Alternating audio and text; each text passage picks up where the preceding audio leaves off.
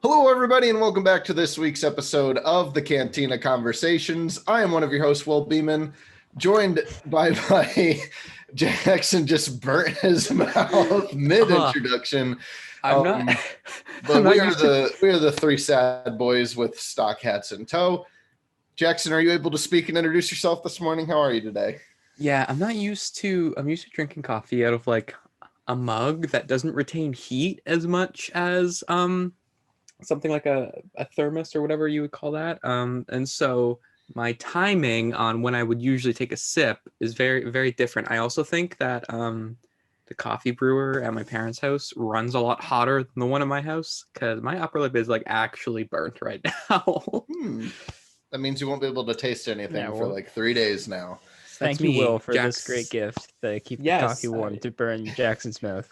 Yes, I It was worked trying to out. do a fun little thing. I got this cool Star Wars mug for Christmas from Will. You may be wondering, Jackson, it's February 11th 14th. or 15th. What are you doing getting a Christmas gift? And the answer is, don't worry about it.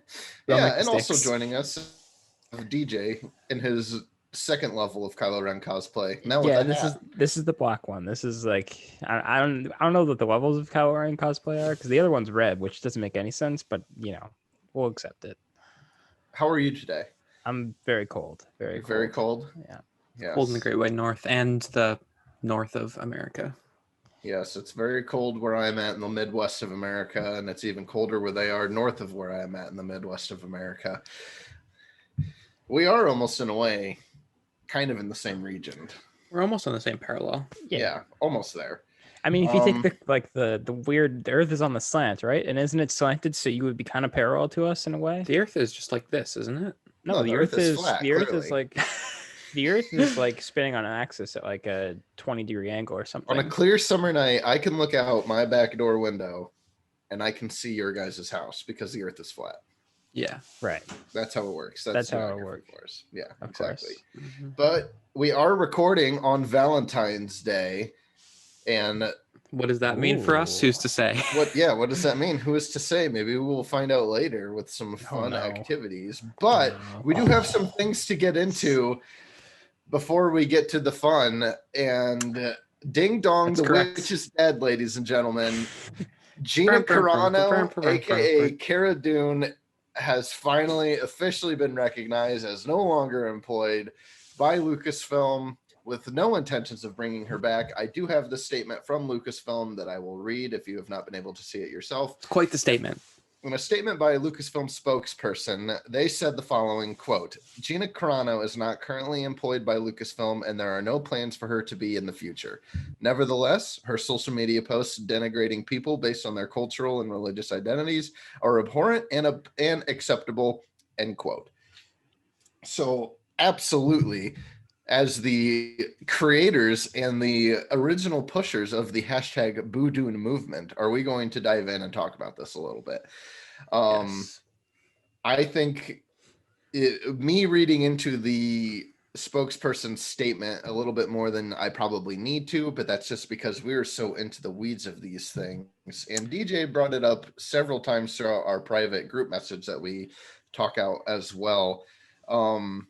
I do think even back when we said this on the show originally that, and DJ kept reiterating this as well, that Gina probably had been fired a long time ago, which was why her posts have been running wild for so long. Mm-hmm. It's just when it came down to the Instagram post of comparing republicanism to the persecution of the Jewish people during World War II Nazi Germany, is what finally made push come to shove, where Lucasfilm had no choice but to finally address it. Yeah. I was going to get into how like dumb that metaphor is, but we all know that we don't have to. No, I don't think we need to spend much time talking about the actual we don't need situation. to come into the post, but I mentioned this purely for the fact of people who are not probably following her on any social media to be aware of what finally probably was the straw that broke the camel's back. Yeah. So DJ, would you like to talk a little bit about this? Yeah, sure. Like, I don't know. Well, first of all, I don't want to talk about this, but we're going to. This is the nature of the beast here. This is terrible. Right. But yeah, I'm glad it finally kind of happened, but I do still think she was fired a while ago. Like it just, and I don't know I'm so curious what the story behind the scenes is at this point, because why didn't they just say anything before now? Like, why was this the one that broke the camel's back to me? Like, I don't know. And maybe we're wrong, and maybe they were just trying to ride it out and hope she would shut up. And Yeah. there was talk about her getting warnings and things like that. But Yeah. I don't know. It's a weird situation. I'm glad it's over. Yeah. Yeah.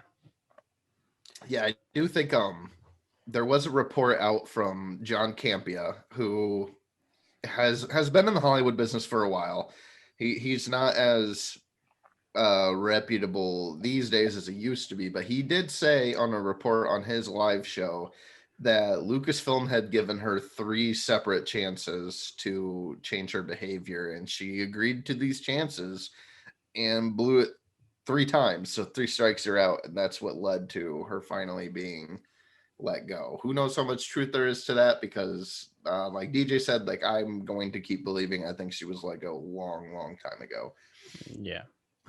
I think what led this one to being really the push over the edge was, traditionally before, she hasn't really posted anything that isn't already hot button takes on Twitter already, like the anti-COVID, anti-mask, anti-BLM Transphobic. stuff. Yeah.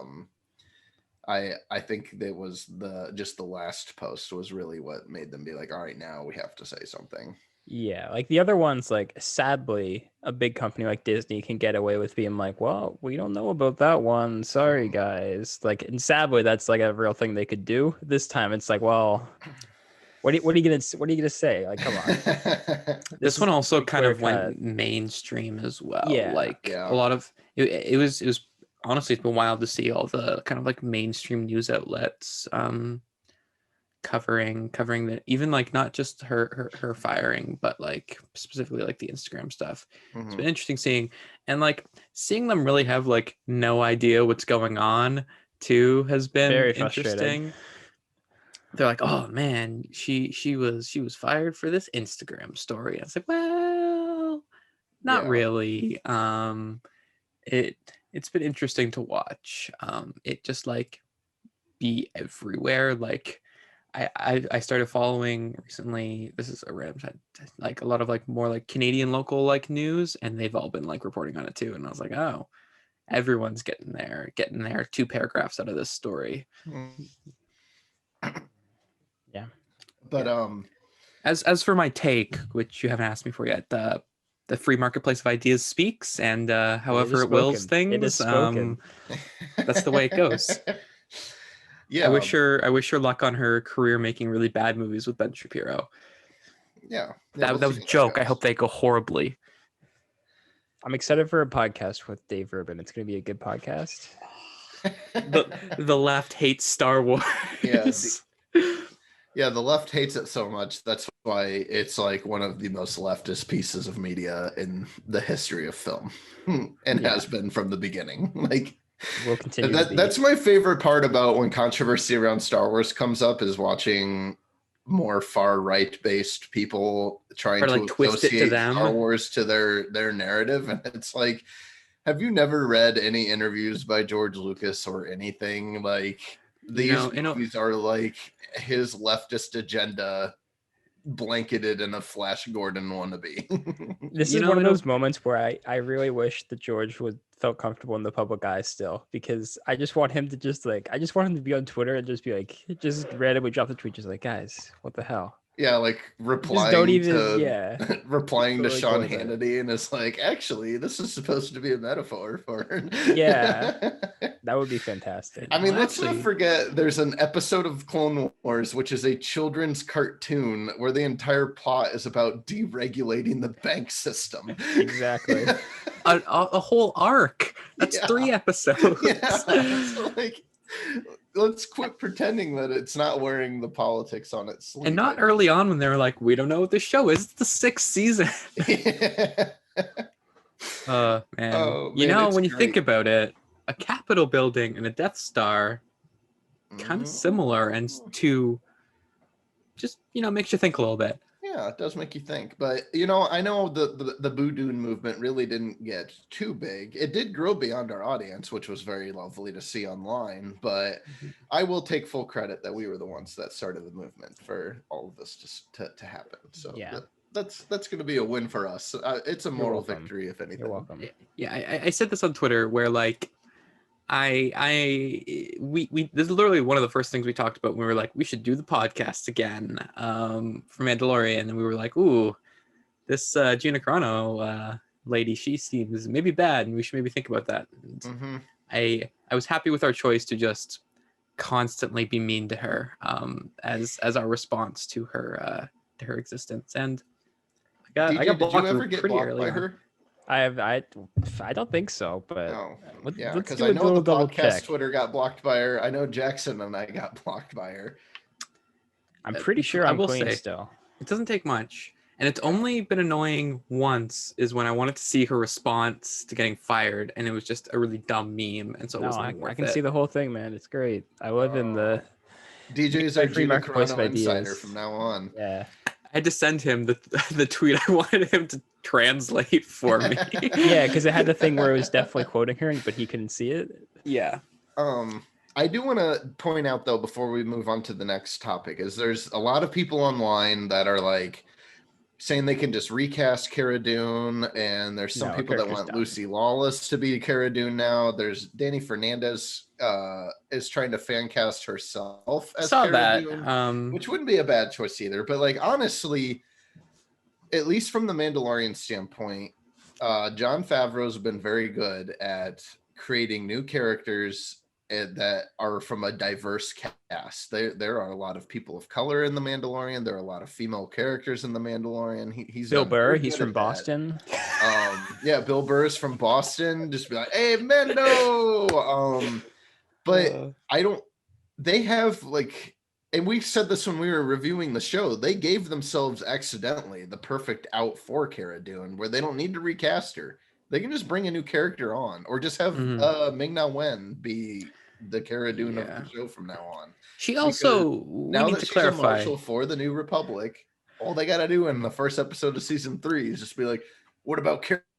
And then they're just like, "No, she's off in this system working for the New Republic," and that's it. They're done. Honestly, if they're doing the time skip, like a lot of people have theorized, where it's like, hey, we're gonna jump a couple years, you might not even have to ever say anything, and I don't think it would be a huge deal. Yeah. We also need to acknowledge that Gina Carano is not a very good actor whatsoever, and so it's blown my mind how many people are like, she's such a talented actress and she's beautiful. She deserves to be in it. And I was like, I think out of all the episodes of Mandalorian she was in, the only one that I actually really liked her character in was that one. Was the Bill Burr episode. That was like the only time, that and the finale. I thought she was kind of cool with the other women, but she's also like, maybe she is technically like the second lead of the show, but like by like a large gap, like she's not that big of a deal. Yeah, and from what I've seen from action figure Twitter that I frequently interact with, it sounds like Hasbro has discontinued all the Cara Dune figures as well. So get them now. Sell yeah, them. get them now. They're going to money. skyrocket in collector value at least. But it's technically true. I might have to morally bankrupt myself. Yeah, morally bankrupt yourself to get a Cara Dune Black Series so you can flip it for like $200 to some Republican. Yeah, that's what my friend's doing, but with graphics cards right now. I forgot about it. I was gonna grab my Cara Dune Funko Pop and I was just gonna throw her against the wall when we were talking about That's it. funny. Just open up the window and just don't even look. Just there. got it. Just to some like random like Republican who's like never watched Mandalorian, be like, oh, these are just how much these figures cost. Yeah, this is just, they're expensive. Star Wars are collectibles, man. That's just how it works. You have to give me $400 for this. It's gonna be worth more one day. Yeah, I that's just how the collector's market is these days. But maybe one of these days I'll be able to afford that 1993 Millennium Falcon floor display from Toys R Us that I saw at Star Wars. It's very specific. I hope you get that. $10,000. $10,000. Okay. It was like the size of a car. Where are you gonna put it? Like on the roof? Was hanging. It was hanging in the vendor display because it was like a ceiling thing. That seems like you would need a lot of support. I just want it. I don't know where I would ever put it. I just want it. I just want to have it. You have to build a hangar. Excuse me. I would have Yeah. to custom build a whole new room into my home just to hold it. Yeah, and the room will be too small for you to do anything else in, so you literally just walk in, and there's like one chair that you can sit in and look at it. Yeah, And then you that's gotta it. get out to do anything else. Yeah. So yeah, it's nice that we finally got official word from them. I think it was finally time Lucasfilm said something. I was glad that it was finally done.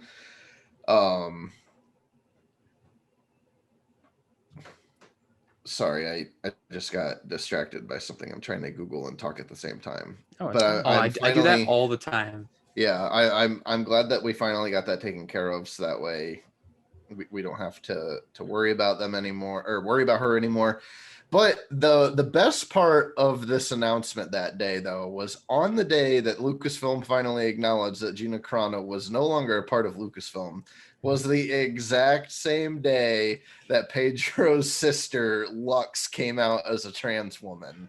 And I thought the poetry in those announcements was just amazing, because It's like poetry like that. It rhymes. not only did his sister come out as a proud person with his full support, he was also announced to be cast as the lead in the Last of Us miniseries on HBO. What a day.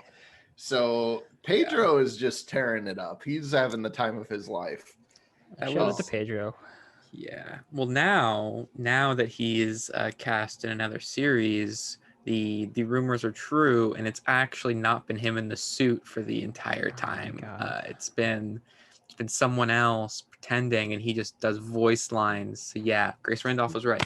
Are you Yeah, telling me that those two stunt doubles that are frequently on set acting as the Mandalorian might have been playing the part sometimes? Oh my God. I can't believe it. One thing though that I have kind of been curious about this is because a lot of people have been like jumping at the bat, being like, "What does this mean for the Mandalorian season 3?" Well, the rumors for Mando season 3 are that starts filming in April, and besides the casting news from The Last of Us, we really don't even know when that's filming. Yeah. Like he still could film season 3 of Mando and then do Last of Us. Like, I did see Nerd? something where they did actually, like someone in the thing, right close to him, or an agent or something like that, did say Last of Us is going to take more precedent just because it's a, but that like it's his thing. he He's did going to the be in same it thing full time, with, but Wonder the Woman, thing shouldn't though. overlap, right? Like I think he's no, going I to be don't fine. think they will, to be honest. I think that just means when he's filming for The Last of Us, his movie availability is going to be limited. That's yeah. Yeah. I think also like nerds need to like watch a couple more like franchises. Like actors play different roles in things, and it happens all the time, and it's okay. Well, unless you're Jack Black, he plays the same role in everything. That's true. But he's so good at what he does. That is not a dig at Jack Black. I'm a big Jack Black fan, but he just plays Jack Black in everything. Yeah. Doop-a-doop-doop-doop-doop. Yep. That's a pretty good impression. Thank you. Yeah. Yeah, He has a great TikTok channel, by the way, if no one's ever looked into it. he does. Yeah, we're not like a like a movie or a video game podcast, but I don't really care much for a Last of Us HBO series, but No. Pedro, he helps. He helps. Yeah. Yeah. But even though we're not a big video game podcast, we are going to talk about it because there are rumors of some old Lucasfilm games being ported to current gen consoles from Aspire Games. I know DJ is excited about one of these potential rumors. I'm excited. So DJ, who's Aspire? Why don't you tell us what it is? Who is Aspire, Jackson? Yeah, they sound familiar. They've been porting games for a long. They have done many ports. They've handled all the Star Wars ports so far. So yeah, what's the most recent rumored port that you were Republic pretty excited Commando about? Yeah. has been rated in Taiwan, which is cool. For people I think that it's don't rated follow in video Taiwan game- first. Pardon?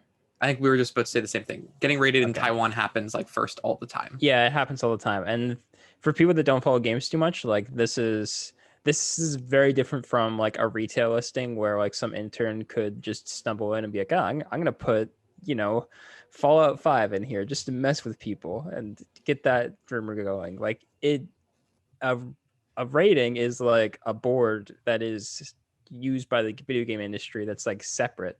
that has to work with the government. Like Yeah. when something gets raided, it is happening. Like you Mhm. don't need to worry about it. Like that's confirmation. And it's happening soon. Yeah, because like when you relatively would like want to keep that rating because it has to get posted to the ratings board, so like this stuff will get out. But You also can't try get a to- you game rated until it's like done. Yeah, so you try to keep it on the down low, but then if you're going for what they're going for, probably, which is probably releasing at a Nintendo Direct just right after the show, which is probably why they got rated. So that will probably come out in the next few weeks, I would guess. Honestly, I could see that. I thought maybe they would just be saving it for May the 4th. maybe like we've seen stuff that gets rated way early, but usually it's pretty imminent. And Oh, there's a lot of okay. rumors of a Direct soon, and they did the Jedi Knight Direct where they announced DJ's it. worlds are My worlds are colliding. So when they did the Jedi Knight Direct, it came out the day after or that night. So I think they're doing the exact same thing, where it's just going to Okay. come out. You should be in a chat with DJ when like Nintendo Direct news is like not even like the news from the Direct, but news about the Nintendo Yeah, Direct. when random people on Twitter that in the know just start just doing the order the eye note emojis and things like that, then I start freaking out. I'm like, it's happening. And then it doesn't Let's go happen to for 3 Reset weeks. Era and see what they have to say. Yeah, Yeah, DJ's like goes into full detective mode once Nintendo news starts coming Exactly. out. I'm the guy who's just on the Taiwan ratings board, just hitting refresh every hour to see what pops up. And usually there's nothing, but every now and then, Give me Mario. yeah. So I know that the Republic Commando got raided, but that's still technically a rumor for now. Has it been Yeah. confirmed, or is it still a rumor that Knights of the Old Republic 1 and 2 are getting ported? That's still rumor. Okay. I- Those haven't been rated yet, have I they? don't think those have been rated, so Okay. I wouldn't expect those soon. But Okay. they're happening. Yeah, and Aspire Studios is also the studio, according to Jason Schreier, that they're allegedly doing a new Knights of the Old Republic. Yeah, they're the game. ones. They went through. If you go onto see, this is more detective work. If you go onto their website, they're doing insane hiring actually, Yeah. which is part of why they're actually just going to be making a real First you game now. DJ.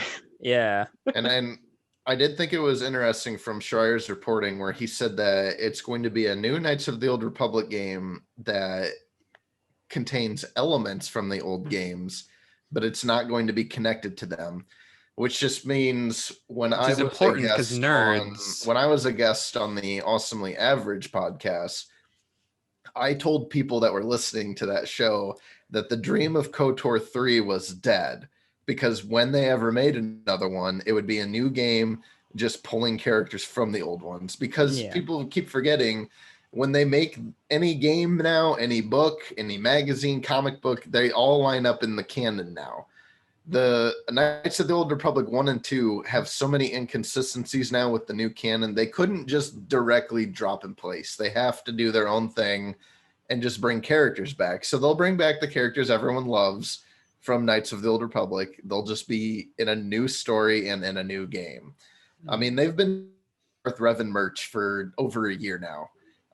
So it was only a matter of time that they announced something like this. So I'm stoked. I do hope they port the Knights of the Old Republic 1 and 2, though, just because of those games control kind of rough now. They could use a little bit of polish for a port.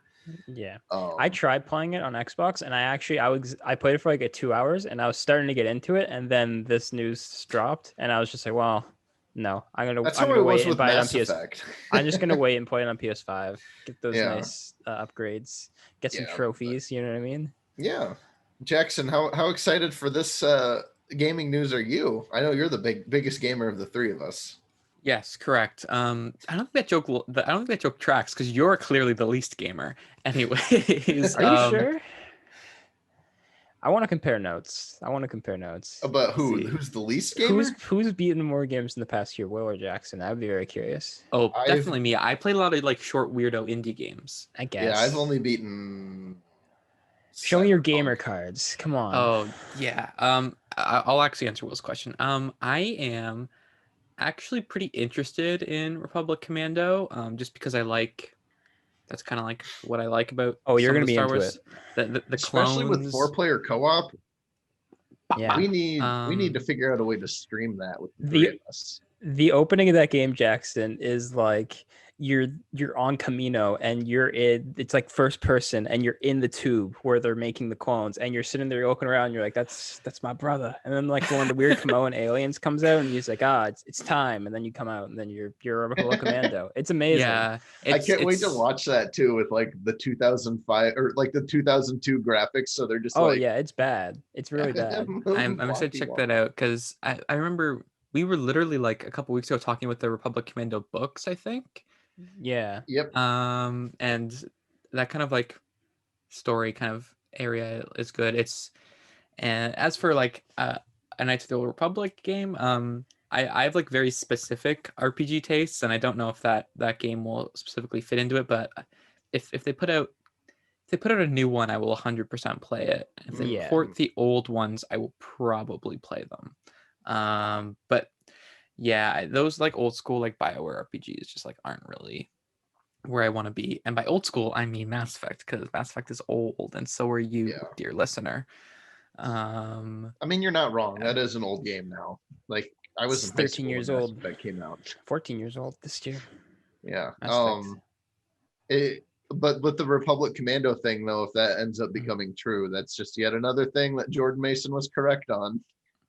Yes. The way he scoops Star Wars is very frustrating because he'll just randomly tweet some piece of Star Wars media with no context to it, and then like 6 months later it'll actually come out, and then he'll circle back around to that tweet and it'll be like, he got it again. Getting away with it. He got it, but like at what cost? He just randomly tweeted something. Yeah. Hi, dog. I don't think the new KOTOR game is going to be it's not going to be as RPG. I can't see them doing that, going back to that old style again. Of an adventure game. Yeah, I think it's going to be much more modern. And like RPG elements are in every things game are different now. Yeah. Like you could just, I think it'll be like a modern, I think it'll be like Mass Effect 3, honestly. Like something similar to that, where it's like, it has RPG elements, but it's mostly a shooter / Cyberpunk maybe, yeah, too. Like, yeah. I can't see it. RPG. Yeah, I'm sorry. I really did not think Cyberpunk was that role-playing gamey. I thought that was not enough. I thought that was a very straightforward action adventure game. Yeah, I went through all the builds where I can have like all the high charisma types things. I was like, I'm gonna play this like I'll play Fallout, and then you can't do that. So you put 12 into cool, and it's like an action like thing. It's not like a conversation. Yeah. Anyways. Yeah, that's for our Cyberpunk podcast that we have. Oh yeah, that one's coming. We got 8. It's an 8-episode run going through the life of Johnny Silverhand. Man, I don't think I could. You said that so condescendingly. Yeah. Yeah, the life of Johnny Silverhand. Everyone's favorite character, Johnny Silverhands. Yeah, that's very exciting coming from the gaming world, and we still, as far as I know, don't have a solid release date yet for the game of the year this year. I think we just know spring 2021, right? Lego Star Wars. Oh, right. I was racking my brain. I couldn't figure out what you're talking about. Yeah, obviously I thought it was May. Going to be game of the year. Didn't they say May? Have they narrowed it down more than that? Look that up on Google real quick. I keep going. Well, I just can't wait to unlock. I do know that there was like the details where you unlock, I think, 800 total characters. I think one of them is Babu Frick. Yeah. Oh, I can't wait to play as Babu Frick and Yaddle. Like, I hope Yaddle shows up in the High Republic at some point. Like, we gotta they gotta do that. We gotta see more Yaddle content. And now is the time. We're ripe for it. But I'm just very excited for some more games. What'd you say? There's no date, by the way. Yeah, no date yet. No date yet. So that's what we're looking forward to. Still first half. I'll work on that. Yeah, get to work on that, Jackson. Legally, I will not be working on anything. Just to clarify. For real. Didn't they have a date in developer for Lego Star Wars? He's the single person making the game. He's the guy. Send him the death threats when Yaddle's done the game. Didn't they have a date in October? Then they delayed it. Like, what? Didn't they like actually give a date? I think they did. Yeah, I think so. I can't imagine. I think it originally had like a February date. Maybe. Yeah. I can't imagine it'll be that much longer. It's gotta hit first half, right? It's gotta. So. I'm curious. We still don't have a Bad Batch release date. For some reason, in my head, that was February, but they're doing Falcon and the Winter Soldier. So.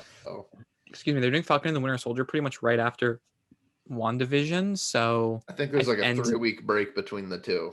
yeah, Yeah. and from my memory, they're kind of like trying to one shot their like original. So we might not see it until like June almost. Yeah. That'd be okay with As I've been some entertainment. perusing the Star Wars leaks Reddit every now and then, it seems like there's been some implications that it's gonna be March. Hmm. And then there's I some mean, I guess implications it where people could just techni- speculating we they're don't going to know wait how all many the way to May the episodes 4th. Falcon and Winter Soldier is, do we? I would assume it's pretty similar to. Well, I think Falcon and the Winter Soldier is also going to be like a recurring show as opposed to where WandaVision's like a not a show, it's a mini series. Yeah. Yeah. I don't know. I can see Getting them waiting outside all the my way to May the wheelhouse. 4th. Yeah. WandaVision, bad program. There's They, there you go again. That's just dropping an attention take. I want to see if people are still paying attention. At this we point in the don't episode. need another podcast where we just talk about random things, but then occasionally you'll say something in this show and I'm like, we can't get into it. Yeah. I feel like we have enough time on this show where we can drop a few things in every week. Just like, Yeah, we can sprinkle.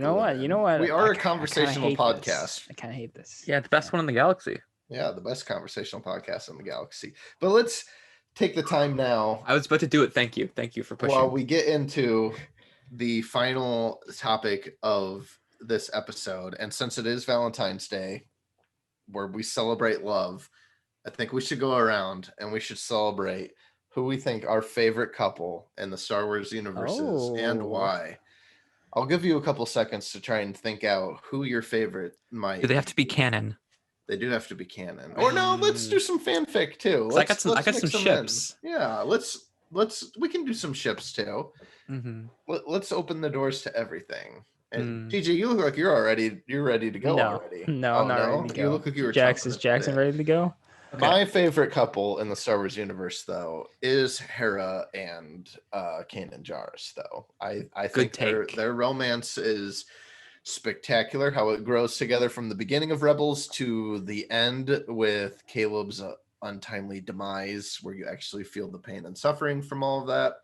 I think they had a great dynamic with each other, both from a lover standpoint and a worker standpoint. So they are my favorite romance in all of the galaxy. That's also because I think I'm a more above average Rebels fan than most people, but yeah. And we can get into their romance a little bit more in detail as well when we start getting to some of the Rebels arc episodes in the near future. But yes, the highly requested Rebels arcs. Yeah, Kanan and Hera, they're my favorite couple in the Star Wars universe, believe it or not.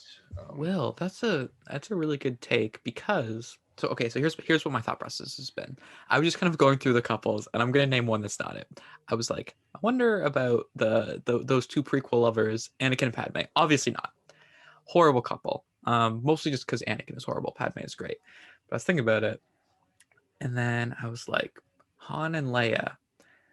I like them. However, it the start of their relationship is, I think some people argue that it's like bad. I don't know if I go that way, but it's still a little weird. And so like I like them as a couple, but obviously I like them as a couple in Return of the Jedi more than I do in Empire. And so they're a little rocky. And then I'm thinking about the sequels. There's not a ton of romance in the sequels. No, they're too platonic, you know? Yeah. Like Reylo is, I guess, the closest you could get to a canon couple in the sequels, and even then, how did that work out for them? Right. Well, there's always Maz and Chewbacca. That's right. There is always Maz and Chewbacca. And then I'm thinking of my favorite ship, Storm Pilot. But the gods at B that didn't work out. And then I'm trying to think in terms like in Clone Wars, not really any romance there either. It's all about Anakin and Padme. And even then, there's like Obi-Wan and Satine.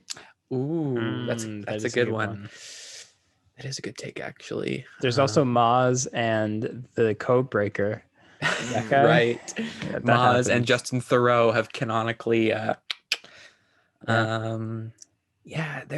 there's not a lot of good couples in Star Wars, and I think, but there are a lot of couples. Mm-hmm. And you know what? I think we might be shaping up for some good ones in the High Republic, but we haven't gotten there yet. Ooh, yeah. Yeah, that's true. That we didn't.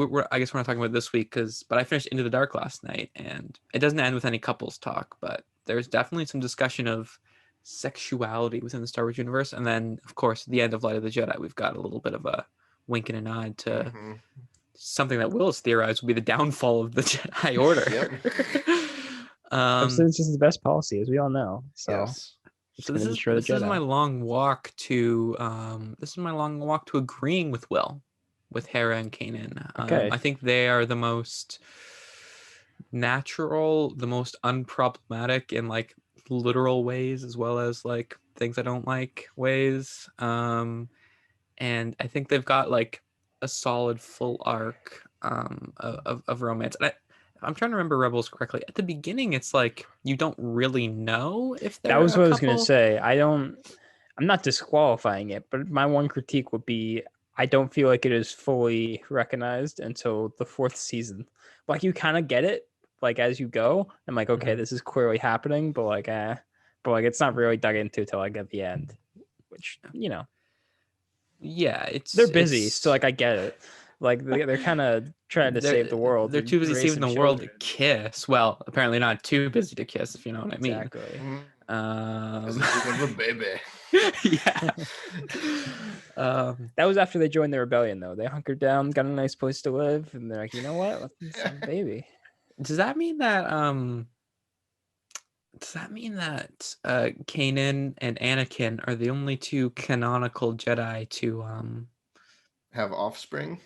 Yeah, but specifically do the deed. Well, if you would know, there's the fan theory that Obi-Wan and Satine have a child. Oh, I know about Corky. Corky Kryze or whatever. No, that didn't happen. We're not doing that. I guess Leia, technically, is a Leia is in some ways a Jedi. But yeah, I feel like I've talked a lot, and I'm just gonna in the end agree with Will. And my hot take is Star Wars doesn't have very many good couples. It's a little disappointing, but Hera and Kanan, I want to get like a one of the Valentines with them on them, being like, you're a force to be reckoned with. I don't know, something. Yeah. I really shot myself in the foot there with like trying to come up with a Valentine greeting. You gotta get something with Rebels. Just like yeah, I'd like to. We'll workshop your Valentine's Day card with Kanan and Hera. Let's see who DJ's is. I have a feeling his is going to be Jyn Erso and Cassian Andor. No, that's not it. Mine's actually the pilot and Borg Gullet. That's my favorite one. Riz Ahmed. No, I can't think of anything, honestly. Jackson kind of covered everything, and I would definitely agree that Hera and Kanan definitely number one. There's always Luke and Mara Jade, as everyone loves. I'm just joking. Yeah. I don't know anything.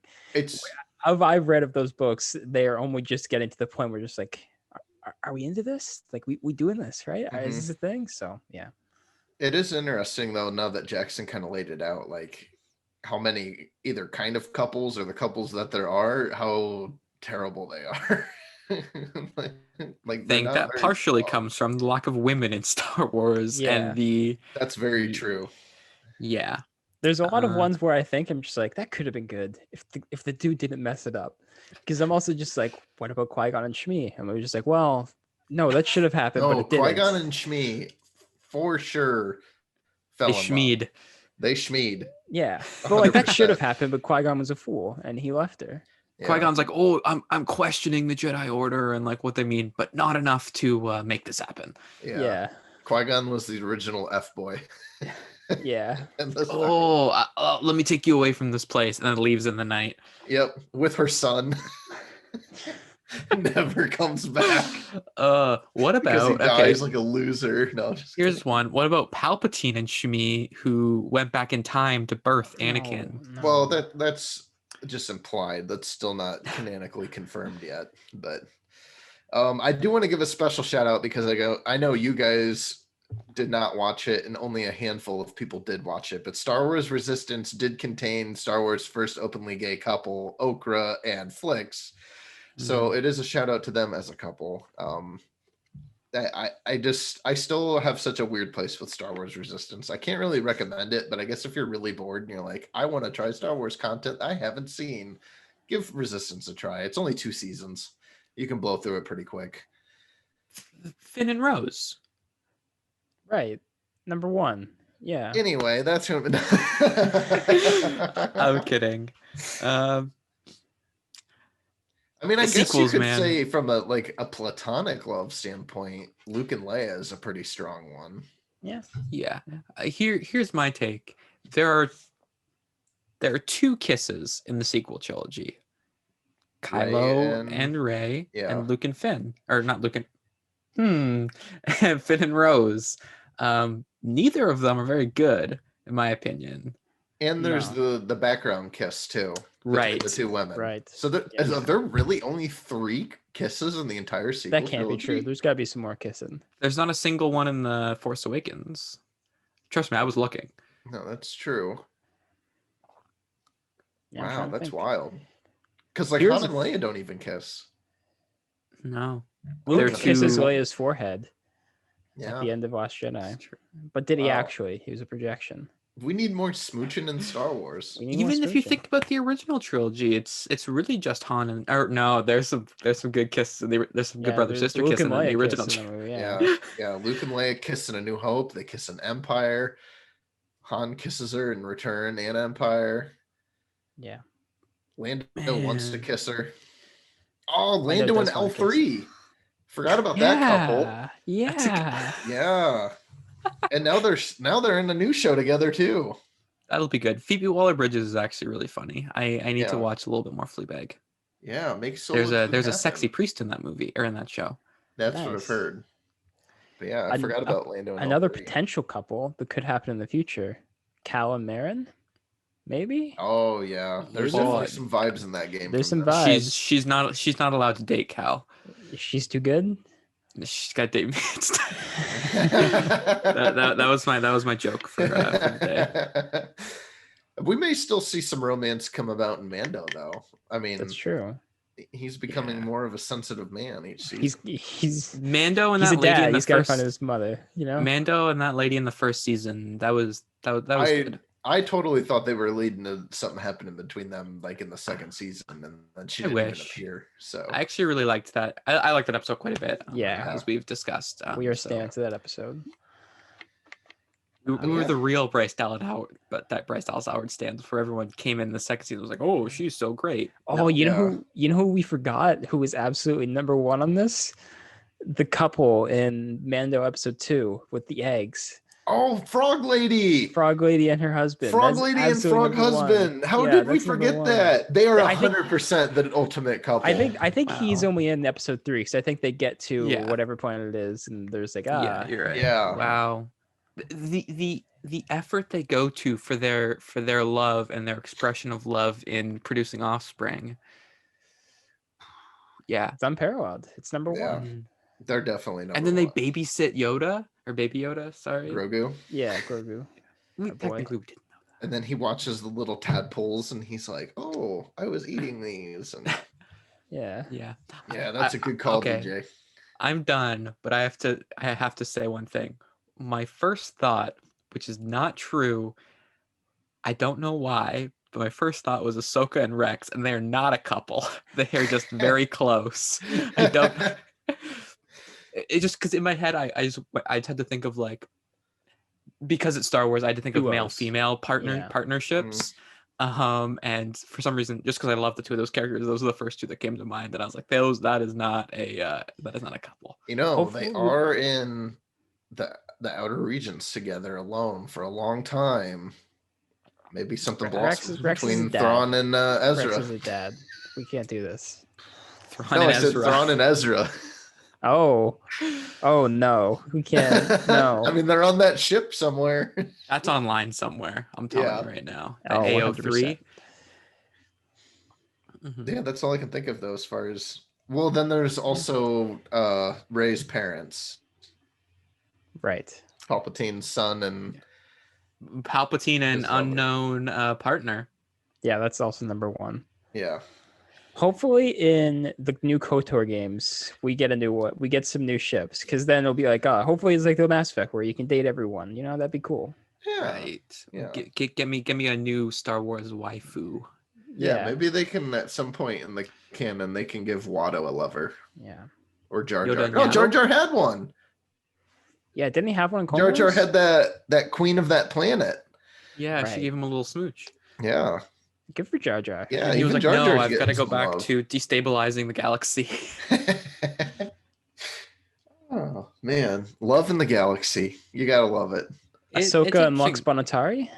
Maybe? I was Poe thinking of and them Zori too. Bliss, No. We That was don't bad. we don't acknowledge that one. they have lovers. Yeah, he wants to see her face Yeah. or whatever. See I those can't remember. eyes. I think he legit is like, do we have time to have sex or something in that movie? And Yeah, at the end. He gave her the nod. oh yeah, he's like, give do her you want to No. kiss? You want to kiss? Yeah. He's like, no, I don't want to kiss.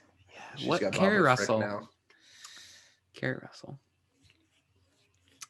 Wow, I feel like after talking through this, I'm a little disappointed in Star Wars. Is like Han and Leia. Like you think of Star Wars romance, and you're like, this is like Yeah. the apex, but like that's kind of it.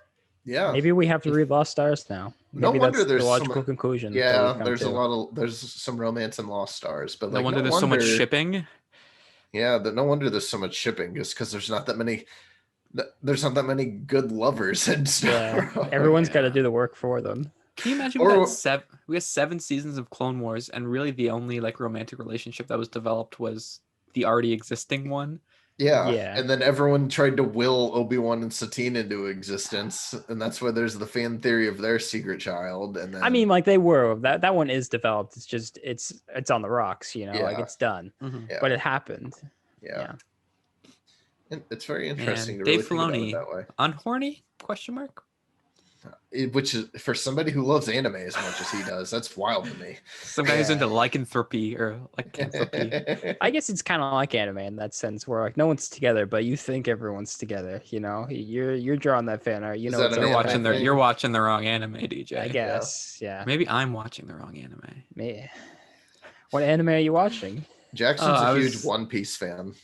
I was talking about the The dirtier anime. The Evangelion. no. Are you scared to say it? No. I'm a proud. I was the H word, DJ. Let's keep going, Will. Oh keep it yeah, I rolling. know what you're Yeah, talking about. let's just keep on rolling. But yeah, I guess that's kind of it for that topic. Now that we realize there's not that much hot love in the Star Mhm. Wars universe. I can give some Star Wars takes. Last night I finished Into the Dark, the Star Wars novel. Mhm. I assume everyone else is reading it. DJ, did you finish it? I have 1 hour left. I'm sorry. Just say no, I'm a so I can say that failure. I'm a failure. Yes. I decided that watching Alien Covenant took precedence last night. If You're right. Will had finished, I would have been like, yes, I need to do this. But since I already knew Don't Will put was a this on failure, Will. I was like, well, I can No, also be a no. failure and be fine. Yeah, You guys my- aren't my- failures. I'm just better. Yeah, my Right. personal life's gotten so hectic. My I've wife. read beyond the first chapter. Yeah, I finished it. It's good. I think it's I like it. Maybe like what's happening actually kind of does get interesting by the end. I know I said last week that like the A plot of it wasn't super interesting. It does, and then at the end it does like straight up tie into the end of Light of the Jedi in some interesting ways. And not just from they all end up a Starlight Beacon kind of way, in a more literal sense. So I'm curious because Will, you said this last week, I think, that like the sequel of this like age range of novels is not about the same crew of characters. So I want to. They're a fun crew. They've got some like quirks that I think just like the typical Jedi in Light of the Jedi don't have. There's the captain who's like hey yeah. That was my impression of him, and like It wasn't bad. even and then there's Geode, everyone's favorite character from the book. He's so funny. And then like even the main Jedi, he's Reeth has taken up. I guess I won't say what happens to him at the end of the book because you were still reading it. But Yeah, I'm actually curious. So he's there is there's a future. Spoiler: she doesn't die in the last 10 pages Oh of the wow, book. thank you. So there's a future for Ruined for them. me. So I I'm wonder if like curious- maybe they'll bring those characters into the next Rising Storm book. They If there's could. no book that's like for into them like the next, main and book. I mean, they could yeah. even be in the next book. Yeah, that's true. It just might not be centered Vernestra on could them. just meet them at the Starlight Beacon. Maybe that's and true then yeah, too. that's Like true. decide to Venestra team up is with mentioned them. in this book, so Yeah, I will say my biggest criticism of Light of the Jedi is that there's too many characters in it. So I feel like adding more might make it even worse. But that's I don't true. know. I am happy with this world of Star Wars that is the High Republic so far from the two Mhm. books that I've listened to. So yeah, that was kind of my take on it. If we would like to talk about it in detail in the future, I'd be happy to. I will probably have forgotten by then though. So I just wanted to get. Yeah. I Maybe also wanted that's to prove my why- superiority. Yeah. Right. I will Maybe also that's why say the internet was so mad at the fact that they were making intercourse, was because, as we've pointed out, there's such a lack of stable relationships in the universe that we're just not used to it. Yeah, that's Yeah. true. I think they That- should show nerds a stable relationship to see if they can figure one out for themselves. Yeah. Like I think that would be good for them Yeah. to do. I think my last note is this book actually, like, I would say even more so than Light of the Jedi. It does a lot of interesting stuff with like what it means to be a Jedi and to follow the Order versus following the Force. That I have always been like interested in when discussing the Jedi, particularly in like a prequel series and like sequel context, which some people don't like when you kind of like push away from the kind of like dogmatic kind of view of it. And that was what I was hoping to get in Light of the Jedi. That I think we did a little bit, but not as far as I wanted them to. So I was happy to kind of, the story of the book was like interesting and like kind of fun to follow, but kind of the implications and like what it did for the world was more than I was expecting from like a YA novel around Star Wars. So yeah, I actually feel quite positively about this book now that I'm kind of talking through it. Yeah. One thing I will say, I haven't finished it, so I don't have the full breadth and context, but I did enjoy, because we talked about last week about like how like, oh, like his master George Paul, we know like they passed away during Light of the Jedi. So like how is that going to affect everything? And seeing it kind of all kind of happen and everything, I wasn't let down, but I was just kind of like, okay, we're doing this now. Like it didn't feel like it transformed the book in the way I was hoping. It's still a fun ride. But yeah, I can't say I liked it as much as I wanted to. I still have an hour left, so we'll see where it goes. But the main story never grabbed me nearly as much as the characters did. I will say for our loyal listeners who are like, the High Republic, how high is it? I will say that like I would put this book below Light of the Jedi in terms of like importance for reading, but I would still put it pretty high up. Maybe not necessarily in terms of like main story importance, but we don't really know what the main narrative through line of like the whole like thing is yet, so maybe it does.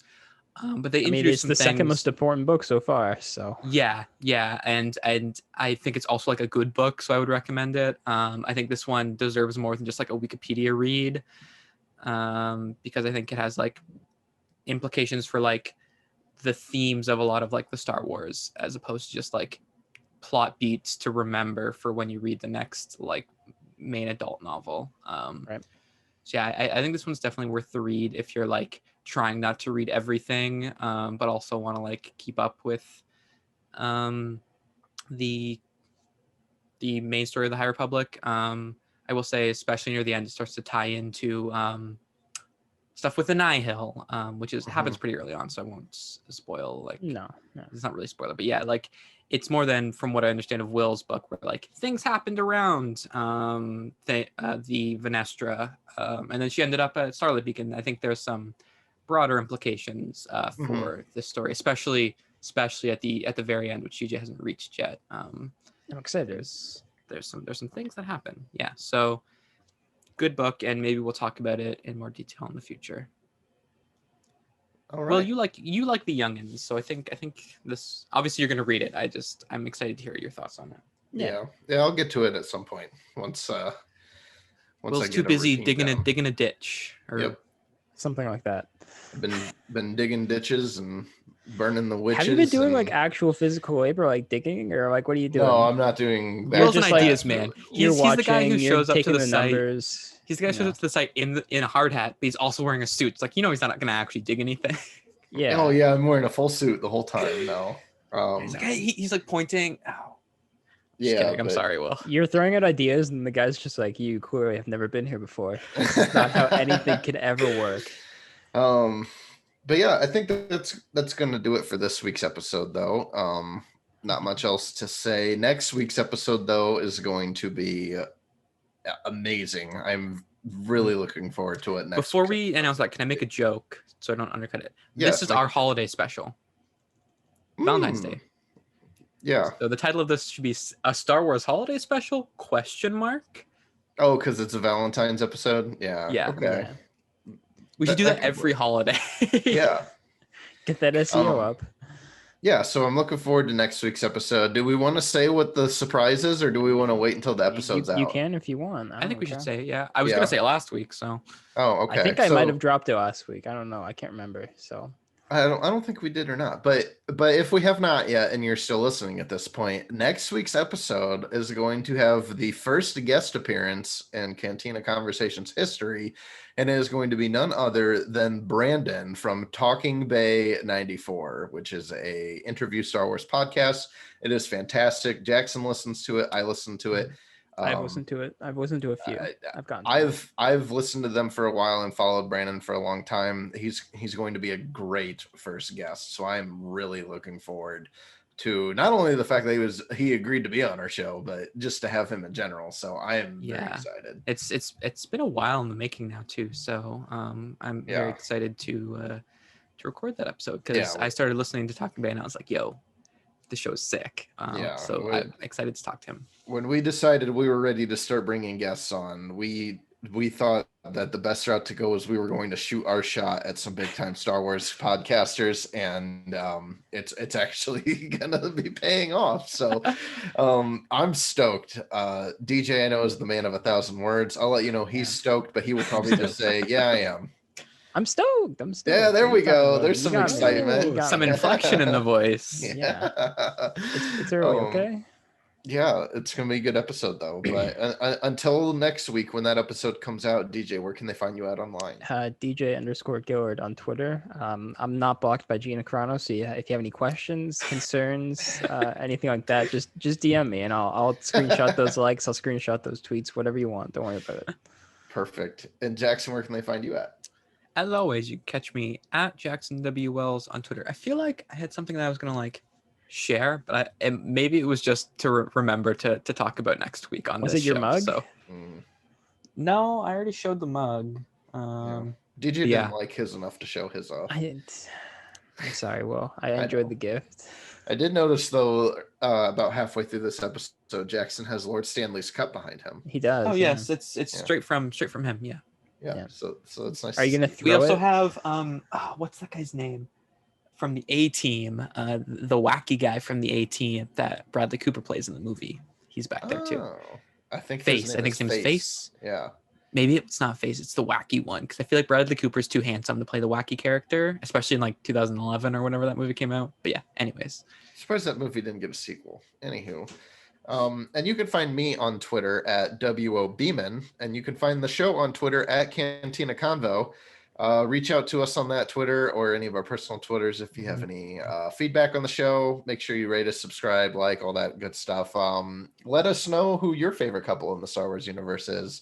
Or do you kind of agree with the conclusion we drew to where there aren't that many good couples in the Star Wars world? Mhm. Let us know on there. Until next week, may the Force be with you.